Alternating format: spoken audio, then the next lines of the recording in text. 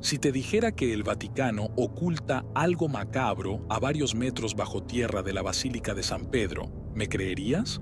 Seguramente no. Pero no importa. La información que estoy a punto de compartir contigo es sobre una cárcel, pero no una común. Fue especialmente preparada por el Vaticano y está destinada a resguardar horrores inimaginables. En su interior se ocultan desde personas poseídas, pasando por objetos y figuras malditas, hasta criaturas demoníacas que te harán tener pesadillas. Me puedes llamar el Guardián, ya que fui uno de los encargados de resguardar esta cárcel secreta del Vaticano y hoy estoy listo para hablar. Así que empecemos.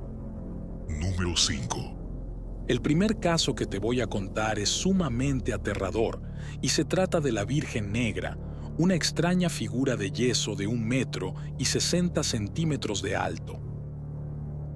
Está resguardada en una caja de acero dentro de una cárcel subterránea del Vaticano. La caja está adornada con figuras y símbolos sagrados bañados en oro. Una vez al día, la figura es rociada con agua bendita y se le rezan ciertos versículos de los Salmos. Toda esta seguridad es para evitar que el mal que posee a la Virgen Negra nunca escape. Fue encontrada por unos campesinos en un monte de un pequeño pueblito en México, quienes inicialmente pensaron que se trataba de la figura de la Virgen de Guadalupe. La encontraron semi-enterrada. Específicamente, un granjero que salió a buscar a uno de sus animales después de una intensa tormenta la noche anterior, tropezó con la figura en un espeso lodo de tierra oscura. Con ayuda de otros, logró sacar la figura, que presentaba un atípico color negro. Decidieron llevarla a la capilla del pueblo, donde intentaron limpiarla, pero el color negro no desaparecía. El padre que vivía en aquella capilla dijo que no era buena idea traer esa figura a la iglesia, que si estaba enterrada en el monte debía ser por algo y que la regresaran. Sin embargo, los pobladores insistieron en que la Virgen debería estar en la capilla. Ante la presión del pueblo, el padre aceptó. Esa tarde tuvieron una misa y entonces la figura empezó a derramar lágrimas de un líquido rojo. Todos se arrodillaron ante tal milagro, muchos empezaron a llorar y elevaron sus oraciones, pidiendo ser sanados de sus enfermedades y ser liberados de sus pecados. Pero un testigo afirmó que, más que un milagro, la situación tomó un toque macabro cuando, después de 3 horas continuadas, la figura de yeso no paraba de llorar sangre, creando un enorme charco rojo en toda la capilla. Algunos pobladores asustados decidieron retirarse a sus hogares, pero otros se quedaron, insistiendo en que era un milagro. Algunos bañaron sus manos y rostros con el líquido rojo y otros, peor aún, decidieron ingerirlo. La noche cayó y aquellos que quedaron entraron en algún tipo de trance. Sus cuerpos estaban tirados en el suelo, con los ojos en blanco. El padre intentó despertar a las personas, pero no pudo, y cuando estaba a punto de salir de la capilla para pedir ayuda, las puertas de madera se cerraron solas, evitando que saliera. Luego, escuchó una voz detrás de él que le dijo: ¿A dónde vas, puerco? Cuando el padre giró, la figura de la Virgen Negra se había movido del lugar hasta el centro.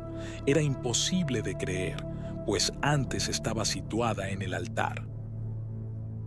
El padre entendió que estaba frente a una figura demoníaca, por lo que le ordenó en nombre de Jesús que volviera al infierno y dejara en paz a esas personas. Una risa gutural se escuchó dentro de la capilla y las cosas empezaron a volar por todos lados. Los bancos de madera se movían solos y los cuerpos de aquellas personas empezaron a convulsionar. La voz macabra que ahora provenía de la Virgen Negra decía: Ahora son míos. Estos malditos han hecho un pacto conmigo. Los cuerpos se retorcían de manera grotesca. Se escuchaba el crujir de los huesos de aquellas personas. Entonces, el padre corrió hasta la figura de Cristo crucificado que estaba colgada en lo alto del altar, se arrodilló y le suplicó que su presencia acabara con el mal. Mientras tenía la cabeza abajo rogando, un sonido metálico se escuchó a su lado. Cuando el padre levantó su mirada, asegura que la figura del Cristo crucificado brillaba. Al mirar hacia el suelo, lo vio. El sonido metálico se debía a que un clavo enorme había caído al suelo, uno de los clavos de Cristo. El padre entendió la señal, tomó el enorme y pesado clavo con sus dos manos y corrió hacia la figura de la Virgen Negra, de la cual seguía saliendo un macabro escándalo de voces guturales. Con toda su fuerza, incrustó el enorme clavo justo en el rostro de la figura de yeso, y ésta pareció gritar. Eso fue lo que aseguró el padre. Luego, todo se detuvo. Las voces, las risas, el poltergeist que estaba sacudiendo la capilla, los cuerpos pararon de sacudirse, todo se calmó. Pero también quedaron horribles consecuencias. La mayoría de aquellas personas murieron debido a las lesiones en sus columnas vertebrales, otras quedaron ciegas y otras nunca se lograron recuperar mentalmente, asegurando que durante el trance vieron el mismísimo infierno y que ellos estaban quemándose allí. El padre hizo lo que pudo para asegurar que el mal no se desatara de nuevo, pero sabía que el mal podría volver a golpear al pueblo. Por lo tanto, escribió una carta al Vaticano y ellos respondieron meses después, llevándose la figura. Ahora, la Virgen Negra es vigilada y monitoreada las 24 horas del día en la cárcel del Vaticano. A veces se puede escuchar una voz que proviene de la caja donde está, y la voz dice: Libérame, quiero salir, te daré lo que quieras. Número 4. En una sala de confinamiento, similar a la de un manicomio, se encuentra un hombre atado con camisa de fuerza debido a su extrema locura. Su nombre es Francesco Cartasso y, hasta hace apenas unos años, era el sacerdote de una pequeña iglesia en una comunidad campesina de Italia. Pero cómo se ganó el apodo de El Carnicero es una historia horrible. Se cuenta que la gente de su comunidad empezó a desaparecer. Personas de cualquier edad simplemente nunca volvían a sus hogares. Las autoridades, alarmadas, realizaron rastrillajes e investigaciones e interrogaron a personas sospechosas de secuestrar a estos individuos, pero no encontraron nada. La única pista que conectaba a todas las personas desaparecidas era que sus familiares aseguraban que la última vez que vieron a sus seres queridos fue un domingo. Así fue como un policía investigador, abrumado por todo lo que estaba pasando y con la mente nublada y confundida, fue a pedir ayuda espiritual en la capilla de la comunidad. Era un miércoles por la mañana y la capilla estaba vacía. Se arrodilló en el altar y, en medio de sus oraciones, sintió una mano pesada sobre sus hombros. Al levantar la mirada, vio al sacerdote Francesco, quien le soltó una gran sonrisa y le dijo: «¿Qué pasa, hijo mío? Te veo muy preocupado». Fue ahí donde el policía le confesó que el caso de las personas desaparecidas estaba haciendo una espina en su corazón, que lo estaba atormentando profundamente.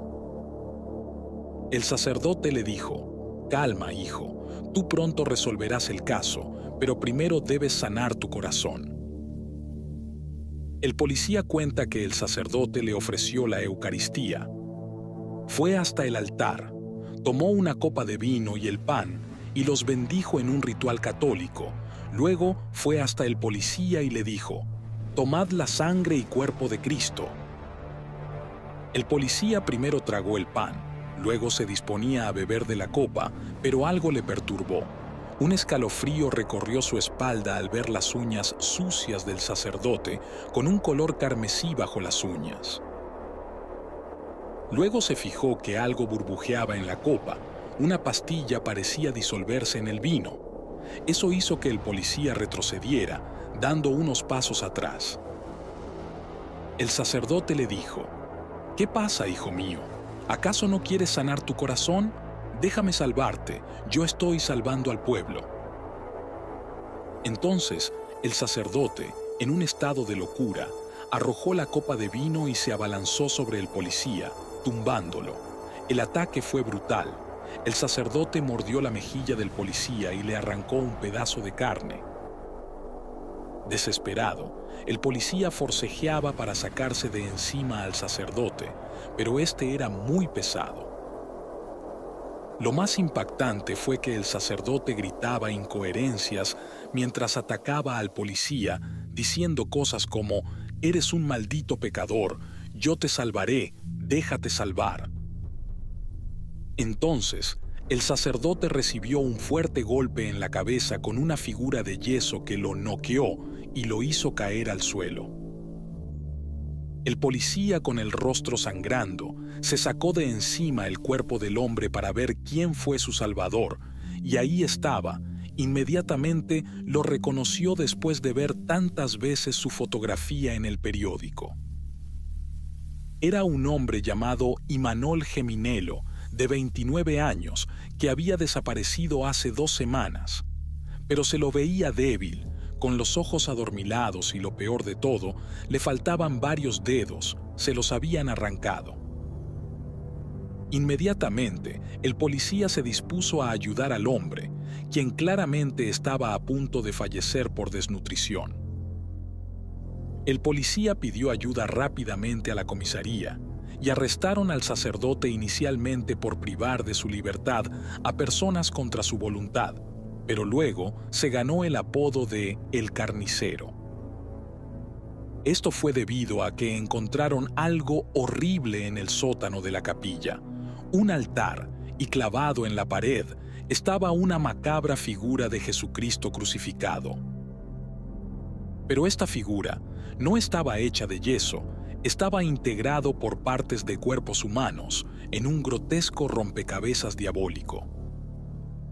Y esparcidos por todas partes estaban los demás restos humanos, todos pertenecientes a las personas desaparecidas. No había duda, el sacerdote Francesco había engañado a estas pobres víctimas, las dormía con somníferos y luego procedía a jugar de manera macabra con sus cuerpos. Imanol Geminelo, días después, pudo dar su versión y contó cómo el sacerdote lo engañó para hacerle beber el cáliz y luego cayó en un sueño profundo. Cada vez que intentaba despertar, el sacerdote lo volvía a dormir con más somníferos. Pero cuenta Imanol que cuando despertó y escuchó vagamente el altercado en la capilla, con sus últimas fuerzas salió del sótano, tomó una figura de yeso y se la partió en la cabeza al sacerdote. Por su parte, Francesco Cartazo aseguraba que él era el elegido, el salvador del pueblo, que tenía visiones que le mostraban lo que tenía que hacer y que faltaba poco para que su Jesucristo, hecho de varias carnes, cobrara vida. Cuando el Papa se enteró del caso, pidió la mayor de las discreciones a las autoridades italianas y solicitó que el ex sacerdote sea confinado en las cárceles secretas del Vaticano. Es así como este personaje hasta la fecha se encuentra allí, encerrado, con camisa de fuerza. Pasa la mayoría del tiempo cantando y diciendo oraciones en voz alta, pero casi siempre repitiendo lo mismo: «Yo puedo salvarte, hijo mío, solo confía en mí». Número 3. El siguiente caso que voy a contar es uno de los más oscuros y siniestros, así que prepárate. Se trata de una posesión demoníaca real, pero no es algo común, ni siquiera visto en alguna producción de cine. Es completamente macabro. La persona encadenada y con un bozal en la cara es un hombre llamado Alexio Battaglia, un joven de una comunidad rural de Italia, que a la edad de 20 años estaba formando su propio grupo de black metal, aficionado a lo oscuro y lo prohibido. Alexio convocó a otros jóvenes para formar parte de su grupo, que al mismo tiempo era como un estilo de culto. Había conseguido algunos libros esotéricos, de los cuales sacaron los nombres de varios demonios a los que rendían culto. Comenzaron haciendo pequeños rituales solo con velas negras, pero fueron escalando poco a poco, sacrificando incluso animales pequeños. Alexio pensaba que en cualquier momento alguna entidad demoníaca se presentaría y les ofrecería la oportunidad de que su grupo de black metal se hiciera famoso. Querían hacer un pacto de sangre. Fue así como Alexio decidió dar un salto en sus rituales. Según un libro muy antiguo que consiguió, un demonio llamado Balaam haría un trato con cualquiera que sacrificara la vida de una persona querida, pero de género femenino, como un familiar, a cambio de un deseo. Alexio se encargó de los preparativos para el ritual y también planeó una trampa para atraer a su hermana mayor al bosque. Ella sería el sacrificio. Su mejor amigo, Matías, fue quien contó todo como sucedió, pues él fue testigo y partícipe del ritual. Matías contó que el ritual se llevó a cabo una noche de luna llena, cerca de las 3 de la madrugada. Alexio convocó a por lo menos otras 6 personas, les entregó páginas del libro que contenían un canto que todos debían entonar. Pero lo más macabro, en el centro del altar de piedra tenían a la hermana de Alexio, inconsciente, pues él mismo la había noqueado después de tenderle una trampa para que entrara al bosque a buscar a su perro perdido. Alexio vestía una túnica roja y nada más, no llevaba otra prenda. Tomó su libro y hojeó un poco hasta encontrar lo que debía recitar en voz alta. Eran palabras en latín para invocar al espíritu de Balaam, un demonio que, según las leyendas, es representado con forma lupina, como un lobo negro. El testigo, Matías, comentó a las autoridades que la invocación consistía en que el espíritu demoníaco se materializaría dentro del vientre de la mujer sacrificada, nacería un lobo negro. Esta criatura se alimentaría del corazón de la mujer sacrificada y luego concedería el deseo al invocador. Pero algo salió mal para Alexio. En medio del sacrificio, su hermana empezó a recobrar la conciencia y le suplicó a su hermano que la dejara ir, que no le contaría a nadie lo que intentaba hacer, entre lágrimas. Pero Alexio continuó leyendo el libro. Entonces, el aullido de un lobo se escuchó en el bosque, cada vez más y más cerca, hasta que un frío viento envolvió el lugar. Todos los presentes vieron cómo una nube negra se acercaba lentamente. Todos se arrodillaron, menos el invocador, quien seguía leyendo las palabras. Entonces, el humo negro se introdujo por los orificios de la mujer, y su cuerpo empezó a convulsionar y su vientre a crecer, como si realmente estuviese a punto de cumplirse lo que Alexio había dicho, que el demonio se materializaría en el vientre de la mujer. Pero en ese momento, Alexio se detuvo, incapaz de continuar el ritual al ver el enorme dolor que estaba sufriendo su hermana. Al dejar de leer el libro, una voz rabiosa se podía escuchar proveniente de algún lugar del bosque que decía: «Continúa leyendo, estúpido, no pares». Una y otra vez, la voz obligaba al invocador a continuar, pero él se negó. Entonces, el cuerpo de su hermana empezó a expulsar el humo negro y hubo un pequeño sismo. Los presentes se asustaron y comenzaron a huir, pero Matías se quedó gritándole a Alexio que debían huir. Entonces, el humo negro envolvió el cuerpo de Alexio y se metió en él.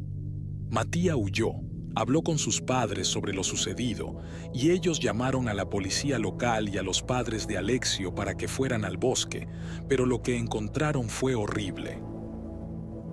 Lo primero que encontró la policía fue el cuerpo de la hermana. Estaba muerta. Según el informe policial, parecía que fue devorada por un gran animal. Le faltaba el corazón y otros órganos. pero no había señales de Alexio. Una noche, la madre de Alexio escuchó un sonido afuera de su casa. Al salir a ver, encontró a su hijo. Estaba débil, sucio, sin ropa. Apenas podía ponerse en pie y decía muchas incoherencias. Su madre lo metió inmediatamente en su hogar y llamó a un médico. Alexio tenía mucha fiebre, sus ojos tenían un color amarillento, sus uñas parecían garras. Pero lo que más llamó la atención de su madre fueron los dientes de su hijo. Parecían los de un perro. Ella quedó horrorizada. Además, el cuerpo de su hijo desprendía un fuerte olor nauseabundo. Alexio, las pocas veces que pudo dialogar con su madre, le decía que algo en su interior lo estaba controlando, que estaba furioso por no terminar el ritual y ahora se lo llevaría al infierno. Sus palabras alarmaron a su madre, quien pidió ayuda espiritual a la Iglesia Católica.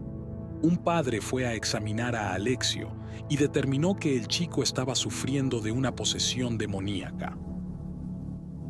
Intentaron múltiples exorcismos, pero nada.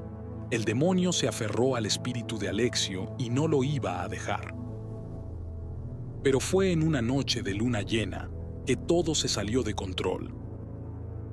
En medio del exorcismo, el demonio habló con una voz gutural, diciendo que el chico ya estaba ardiendo en el infierno y que durante cada noche de luna llena tomaría la forma del gran lobo negro y saldría a comer corazones humanos.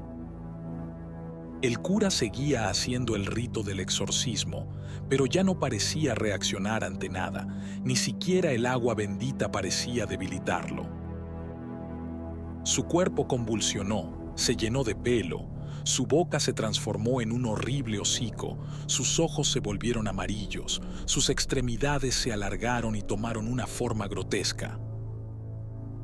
Entonces la bestia se abalanzó sobre la madre y la atacó, queriendo su corazón. El cura huyó del lugar, solicitó ayuda de la policía, quien llegó para controlar a la bestia. Con disparos de pistola que no lo mataron, solo lo inmovilizaron.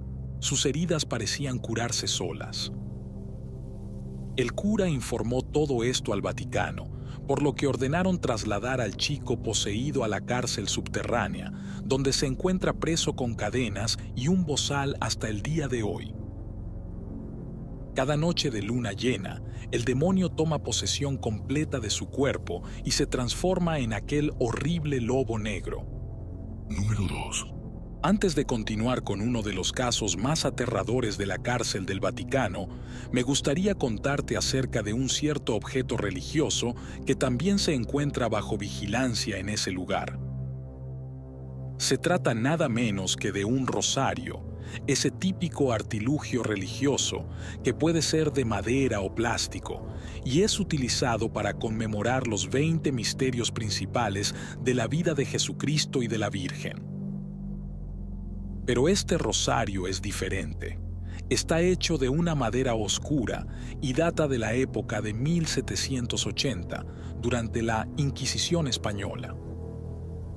Esta fue una pieza creada a partir de la maldad, utilizada por una bruja para rezar al diablo de manera encubierta, con el fin de no ser atrapada. Esta bruja invocaba espíritus malignos para traer enfermedades y maldiciones a la gente de su comunidad. Fue descubierta mientras realizaba un aquelarre con otras mujeres en el bosque. Estas brujas fueron capturadas y condenadas a la hoguera. Según un antiguo escrito, esta bruja mayor lanzó una última maldición contra su pueblo, asegurando que una gran plaga caería sobre ellos. Además, parecía no temer a la muerte, pues aseguraba que su espíritu reencarnaría en otro cuerpo más joven. Así fue quemada junto a las otras brujas. Juntas se hicieron cenizas, pero hubo algo que no se quemó ese día: su rosario. Ella lo tenía guardado en su bolsillo, pero este soportó el fuego. Los religiosos de la época consideraron que su amuleto estaba maldito y que era imposible de destruir, por lo que decidieron que debía ser resguardado. Así lo hicieron. Lo sellaron en una caja de plata. Fue trasladado de España y fue confinado en una capilla de Roma, donde había un convento de monjas. Ellas estaban encargadas de rociar agua bendita alrededor de la caja de plata por lo menos 2 veces al día. Así lo hicieron durante siglos, hasta que el mal del rosario de fuego volvió a nacer hace apenas unos 30 años atrás. Es así que este amuleto religioso nos lleva a conocer a uno de los casos más espantosos de la cárcel del Vaticano, a las monjas del infierno. Número 1. Este caso es uno de los más aterradores que se esconde en la cárcel secreta del Vaticano, pero no será el último que relate. Con el pasar de los días me animaré a contar más casos, así que tienes que estar atento. Este caso lo titulé como Las monjas del infierno. Se trata de un grupo de 6 mujeres que están recluidas en una celda de máxima seguridad, vigilada las 24 horas. Estas monjas son particularmente peligrosas y pueden usar un poder diabólico para acabar con cualquiera, por lo que el Vaticano tuvo que hacer ciertos arreglos, por así decirlo, para mantener bajo control el poder de estas monjas. Pero déjame contarte un poco de su historia. Hace 30 años, un grupo de monjas de un convento ubicado en Roma fue corrompido por el mal. Una monja llamada Ginebra, testigo de todo lo que ocurrió, aseguró que, en varias ocasiones, cuando le correspondía rezar y bendecir la caja de plata que contenía al rosario de fuego, podía escuchar una voz femenina, dulce y relajante, que la incitaba a abrir la caja y liberar al rosario. Ella obviamente no lo hizo, pero durante las noches fue perseguida con horribles pesadillas, sueños donde era quemada en una hoguera, podía sentir su piel quemándose. Entonces aparecía una figura sombría que le decía que su única forma de escapar del fuego era alcanzar el rosario guardado en su bolsillo y conjurar un hechizo que la liberaría del calvario. Estas pesadillas la hacían despertar agitada. Fue entonces que decidió buscar ayuda de la Madre Superiora, a quien le contó la situación, y ella le reveló la historia del rosario de fuego y sobre las 6 brujas que fueron condenadas a la hoguera. La monja Ginebra le confesó que tenía miedo de ser la reencarnación de alguna de esas brujas, pero la Madre Superiora le sonrió, tomó su mano y le dijo: «No te preocupes por eso, no lo eres. Un alma tan pura como la tuya no podría ser una bruja». Esa noche, Ginebra fue a dormir un poco intranquila y tuvo otro extraño sueño con la figura siniestra que parecía guiar su cuerpo, dándole órdenes, y ella obedecía. Luego, recuerda abrir sus ojos y encontrarse parada frente a la caja metálica que contenía al rosario de fuego. Su cuerpo no le obedecía. Se acercó más y más, y sus manos tomaron la caja mientras una voz suave y dulce le decía: «Ábrelo, libera el poder». Ella no podía controlar su cuerpo, solo podía ver cómo sus manos lentamente abrían la caja y tomaban el rosario. Entonces su trance terminó. Una figura se acercó a ella, la tomó de la mano muy fuerte. Ella se giró y pegó un grito cuando vio quién era. Se trataba de la Madre Superiora. La monja, un poco confundida, simplemente le dijo: «Madre Superiora, discúlpeme, estuve sonámbula y vine a este lugar sin querer». La Madre Superiora solo dijo: «Entrégame el rosario». Con un poco de vergüenza, la monja accedió y se lo entregó. Cuando esto pasó, un grupo de 5 monjas ingresó al lugar sonrientes. Todas se acercaron a la Madre Superiora, quien cambió su cara seria habitual y sonrió, pero no era una sonrisa normal, era macabra.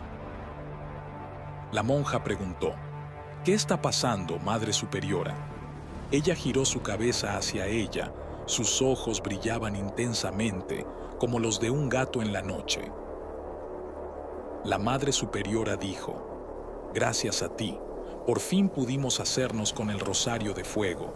Nunca lo habríamos logrado sin tu ayuda, querida hermana. Nosotras somos la reencarnación de las 6 brujas quemadas en la hoguera.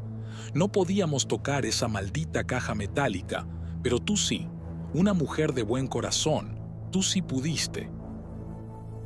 Luego, las 6 monjas empezaron a reír y empezaron a flotar, lo que hizo entrar en pánico a la monja Ginebra, quien salió corriendo de la habitación y también del convento. Corrió hasta una capilla donde se encontraba un obispo muy conocido.